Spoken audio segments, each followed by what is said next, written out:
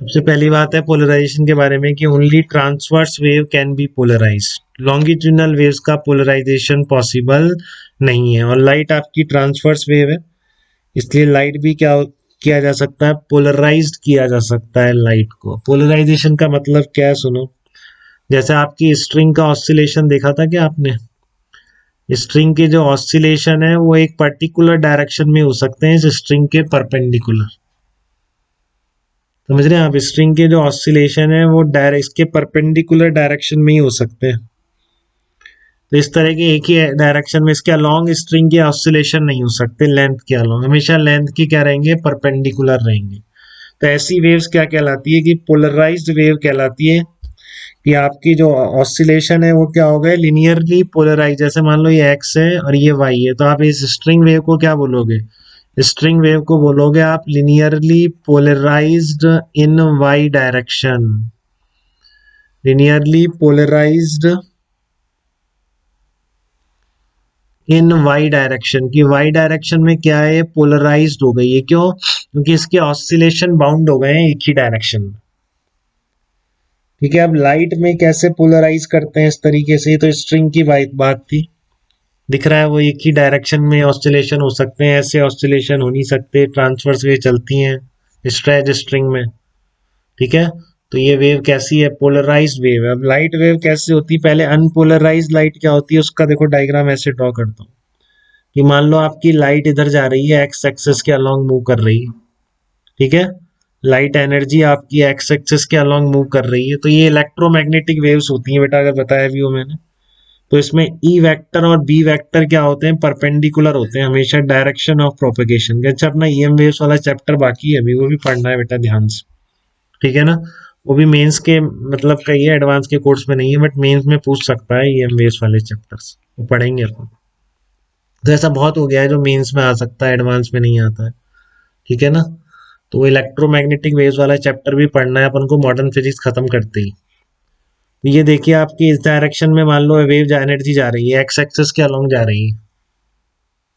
ठीक है, तो इसमें जो ई वेक्टर और बी वेक्टर होते हैं ना, वो इस प्रोपेगेशन के परपेंडिकुलर होते हैं बेटा। जैसे मान लो इधर लाइट एनर्जी जा रही है तो इसकी एक परपेंडिकुलर प्लेन है, तो ई वेक्टर और बी वेक्टर के ऑस्सिलेशन इस परपेंडिकुलर प्लेन में होते हैं।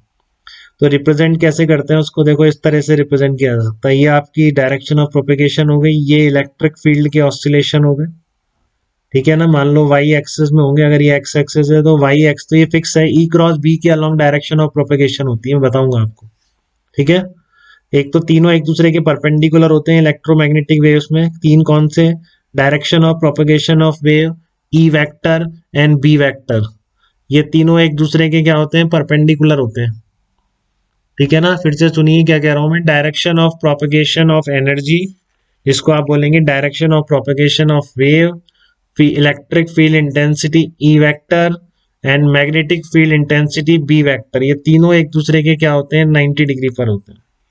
ठीक है, और हमेशा क्या होगा, E cross B will be direction of propagation of energy. ठीक है, तो इसलिए आपका ई वेक्टर इस डायरेक्शन में रहेगा, बी वेक्टर इस डायरेक्शन में रहेगा। तो ये तो ई वेक्टर के ऑस्सिलेशन दिखा दिए, बी वेक्टर के इस तरीके से दिखाते हैं, डायग्राम बनाते हैं बस इस तरह समझ लीजिए आप।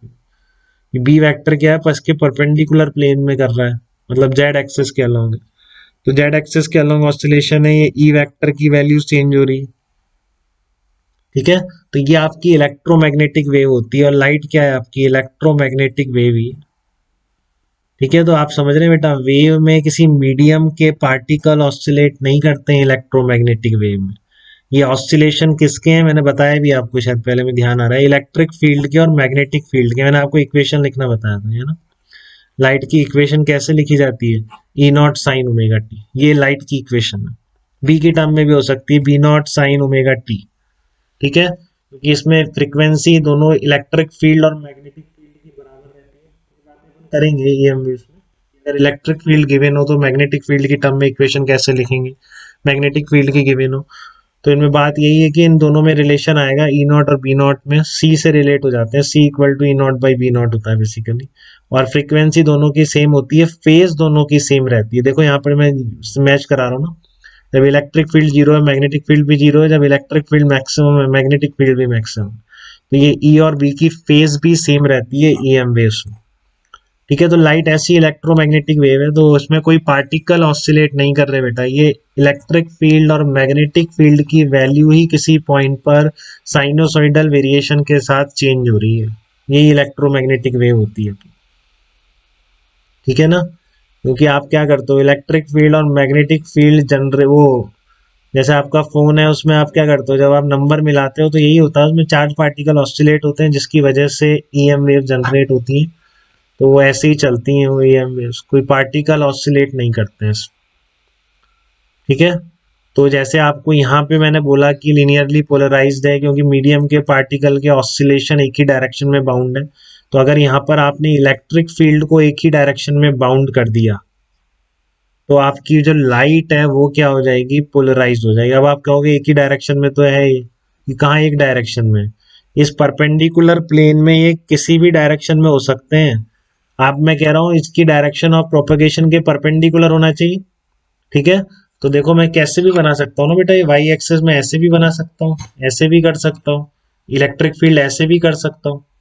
ठीक है, इलेक्ट्रिक फील्ड ऐसे कर दिया तो बी वेक्टर ऐसे आ जाएगा, फिर से ई क्रॉस भी आ जाएगा। तो अभी जो अनपोलराइज लाइट है उसमें इसके डायरेक्शन ऑफ प्रोपगेशन के परपेंडिकुलर प्लेन में ई वेक्टर किसी भी डायरेक्शन में हो सकता है, कोई बाउंड नहीं है बेटा इसमें। ठीक है ना, जस्ट प्लेन बाउंड है कि इस प्लेन के परपेंडिकुलर, इस परपेंडिकुलर प्लेन में ही होगा ई वेक्टर, अगर एनर्जी इधर चल रही है तो। बट ये डायरेक्शन तो कैसे भी हो सकती है, क्या फर्क पड़ रहा है, ई क्रॉस बी हमेशा उसकी डायरेक्शन में आना चाहिए, direction of propagation of energy की, तो आ जाएगा उसमें क्या, आप ई वेक्टर ऐसे कर दोगे, बी वेक्टर ऐसे कर दोगे, तब भी क्रॉस भी उधर ही आना। समझ रहे हो इस चीज को आप, तो आपकी वाई एक्सेस के अलोंग होगी, बट वाई एक्सेस तो पूरे प्लेन में ऐसे घूम सकती है ना। तो ये लाइट क्या कहलाती है, ऐसी लाइट जिसमें इलेक्ट्रिक फील्ड की direction, direction of propagation of energy के परपेंडिकुलर प्लेन में किसी भी डायरेक्शन में हो सकती है, that is called unpolarise light. मैं ऐसे दिखाता हूँ, इस तरह से रिप्रेजेंट करेंगे, ये अनपोलराइज्ड लाइट है बेटा आपकी, क्योंकि इलेक्ट्रिक फील्ड के ऑस्सिलेशन इस परपेंडिकुलर प्लेन में किधर भी हो सकते हैं।